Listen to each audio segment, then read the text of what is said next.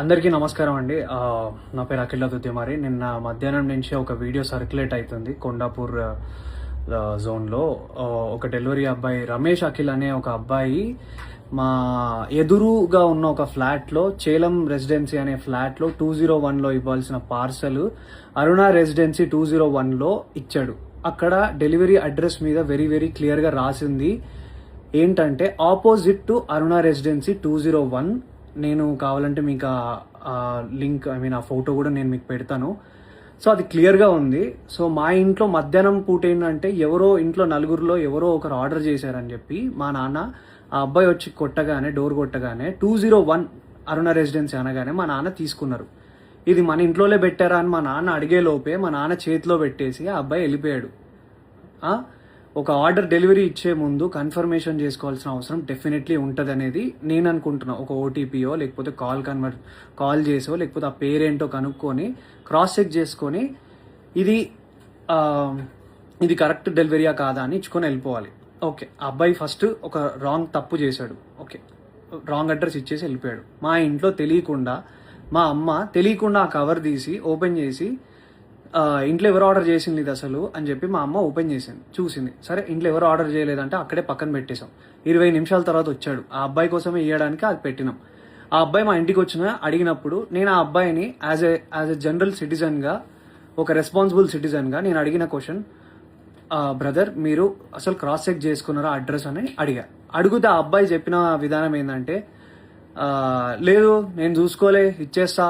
ఆ అబ్బాయి తాగేసి ఉండి మాట్లాడుతున్న పదాలు అవి. అవును, లేదు చూసుకోలేదు ఇచ్చేసిన, నేను ఏంది ఇప్పుడు, ఏమవుతుంది ఇప్పుడు, అది ఇది అని మాట్లాడాను.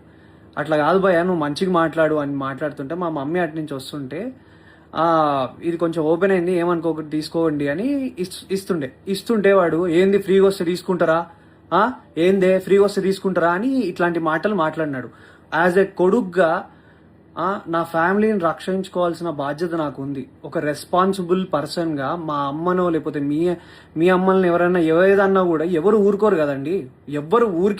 ఎవరి మీదకి నాకేమైనా పిచ్చా, ఆ అబ్బాయితోని నేను గొడవ పడితే నాకేమన్నా వస్తుందా, నా కెరియర్కి ఏమైనా హెల్ప్ అవుతుందా, లేకపోతే ఆ అబ్బాయిని నేను హ్యూమిలియేట్ చేసి మాట్లాడితే నాకేం వస్తుంది. నేను ఒకప్పుడు డెలివరీ జాబ్లలో పని చేసుకుంటా ఎదిగి ఈరోజు హీరోగా అయినా ఉన్నాయి.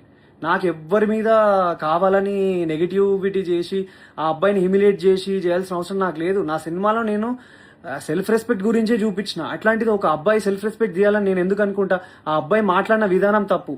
ఆ అబ్బాయి తాగేసి వచ్చి ఆ ఆర్డర్ ఎక్కడో ఇవ్వాల్సింది ఇక్కడ ఇచ్చిండు. అండ్ ఇదే ఇష్యూ ఏంటంటే, ఇంకో విషయం ఏంటంటే, మా ఎదురింగ్ ఇంట్లో చేలం రెసిడెన్సీలో ఇంట్లో ఉన్న 201 వాళ్ళు ఏంటంటే ఆపోజిట్ టు అరుణ రెసిడెన్సీ అని పెట్టారు. వాళ్ళ వల్ల ఇది 10th టైం. ఒకసారి కాండమ్ ప్యాకెట్స్ వచ్చినాయి, ఒకసారి సిగరెట్ ప్యాకెట్లు వచ్చినాయి. మీ మమ్మీ మీరు ఫ్యామిలీ ఉన్న వాళ్ళకి సిగరెట్ ప్యాకెట్లు కాండమ్ ప్యాకెట్లు వస్తే మీరు తీసుకోగలుగుతారా? అంటే wrong address definitely, but still అది ఎంత ఎంబారెన్సింగ్ ఉంటుంది అనేది మీకు అర్థమవుతుందా? నా మీద అందరు సోషల్ మీడియాలో నిజం ఏంటో, నా సైడ్ నుంచి ఉన్న స్టోరీ ఏంటో తెలుసుకోకుండా అందరు నా మీద నెగిటివ్ కామెంట్స్ కొడుతున్నారు. నీకు అంత బలిసిందా, ఇంది చేసినా అది చేసినావా, మా పేరెంట్స్ని నన్ను అందరినీ ఇష్టం వచ్చినట్టు తిట్టి మాట్లాడుతున్నారు కదా బ్రదర్. నేను అదే అడుగుతున్నా, ఒకవేళ మీ ఇంట్లో వాళ్ళ మీదకి నెగిటివ్గా మాట్లాడితే మీరు దాన్ని ఎందుకు చేసినావు, నువ్వు చేసింది తప్పు కదా, నువ్వు రాంగ్ ఆర్డర్ ఇచ్చినావు కదా అని చెప్పి నేను ఆ అబ్బాయిని అడగడానికి వెళ్ళిన.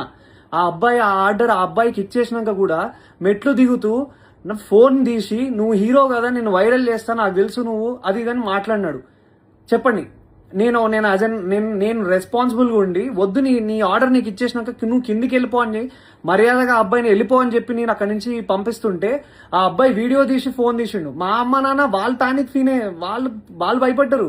అరే ఏం చేస్తున్నాడు ఇప్పుడిప్పుడే మా మనోడు ఇట్లా వస్తున్నాడు, ఈ అబ్బాయి ఏంది ఇట్లా మాట్లాడుతున్నాడు అని చెప్పి వాళ్ళు టెన్షన్ పడినారు. మీరు చెప్పండి, మీరు ఈ సిచ్యువేషన్ ఉంటే మీరేం చేస్తారు మీరు చెప్పండి. నేనైతే రెస్పాన్సిబుల్గా ఉన్నా. నా మీద జరిగిన ఈ అలిగేషన్ దాని గురించి నేను పోలీస్ వాళ్ళ దగ్గరికి వెళ్ళి మాట్లాడి ఫిర్యాదు చేయడం జరిగింది. సో నేను ఆర్ మా అమ్మ మా నాన్న ఏదైనా తప్పు చేసి ఉంటే definitely we will be sorry for that. నేను కావాలని ఏం వాళ్ళ మీదకి వెళ్ళలేదు. ఆ అబ్బాయి మా అమ్మ మీదకి తప్పుడుగా మాట్లాడిండు, తప్పుడు మాట వదిలిండు, అది కూడా కొంచెం తాగిన మత్తులో ఉన్నాడు. ఆయన ఏ బిల్డింగ్లో ఇవ్వాలో ఏది ఇవ్వకుండా చూసి ఇచ్చిన విధానం బట్టి నేను ఏం మాట్లాడుతున్నావురా నువ్వు, జాగ్రత్తగా మాట్లాడు, నోరు దగ్గర పెట్టుకొని మాట్లాడు అని చెప్పి నేను వాడిని అడ్రస్ చేసిన. వాడిని కొట్టడానికి నేను వెళ్ళలేదు. మీరు చూసిన ఆ వీడియోలో కూడా మా నాన్న నన్ను ఆపడానికి ట్రై చేస్తున్నాడు. దేనికి ఆపడానికి ట్రై చేస్తున్నాడు అంటే వాడు వీడియో తీస్తున్నాడు, వద్దు నాన్న అక్కడికి వెళ్ళకు, నీకేమైనా అయితే ప్రాబ్లం అవుతుందని చెప్పి మా నాన్న చెప్తున్నాడు. నేనేమో మా అమ్మా నాన్న, ఇప్పుడు మనం ఎంత కష్టపడ్డా కానీ ఏమి ఇస్తాం, మన అమ్మా నాన్నకు రెస్పెక్ట్ ఇస్తాం. అట్లాంటిది ఏ సంబంధం లేని అసలు మా ఆర్డర్ కాని దానికి మా ఇంట్లోకి వచ్చి మళ్ళీ బై మిస్టేక్గా 20 నిమిషాల తర్వాత మళ్ళీ వచ్చి దానికి నేను ఆ అబ్బాయి వచ్చి ఇష్టం వచ్చినట్టు ఏందే ఫ్రీ వస్తే తీసుకుంటావా అని మీ ఇంట్లో ఉన్న వాళ్ళని ఎవరినన్నా అంటే మీరు ఊరుకోగలుగుతారా బ్రదర్? మీరు చెప్పండి. నాకు నన్ను ఇన్ని మాట్లాడుతున్నారు కదా, I'm able to take it. నాకు ఓకే, నాకేం ప్రాబ్లం లేదు. తప్పు నాదైతే నేను తలొంచుకొని అబ్బాయికి సారీ చెప్పడానికి నాకు ఏ ప్రాబ్లం లేదు. కానీ ఒక డెలివరీ బాయ్ ఆ అబ్బాయి ఇన్స్టాగ్రామ్ ఓపెన్ చేసి చూడండి, హుక్కా బాటిళ్లతోని ఒక బైక్కి సంబంధించిన నెంబర్ ప్లేట్ లేకుండా, కార్కి సంబంధించిన నెంబర్ ప్లేట్లు లేకుండా ఉన్నారు.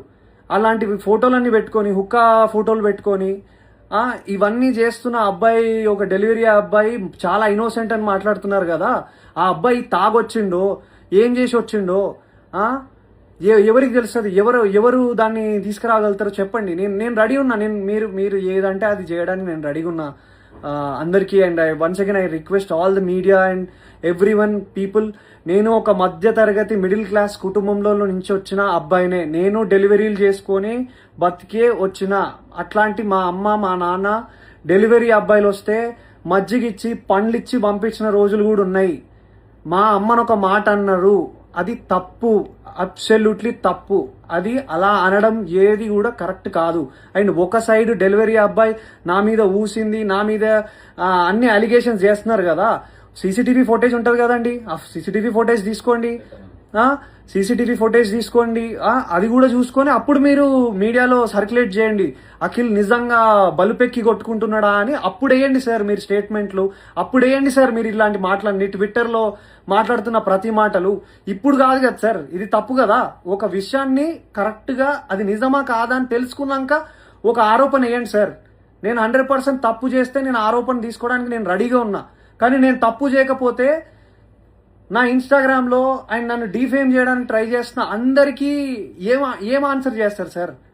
ఏం ఆన్సర్ చేస్తారు? ట్విట్టర్లో ఉన్న వాళ్ళైనా ఆ పేజెస్లో నుంచి ఒక స్టోరీ, ఒక డెలివరీ అబ్బాయిని ఊరికే సరదాగా నాకేం అవసరం సార్? ఒక హీరోగా ఉండి నాకేం అవసరం? ఒకసారి ఆ డెలివరీ అబ్బాయి జోలికి వెళ్తే నాకేమొస్తుంది సార్? ఆ అబ్బాయి ఏమనకుండా అంటే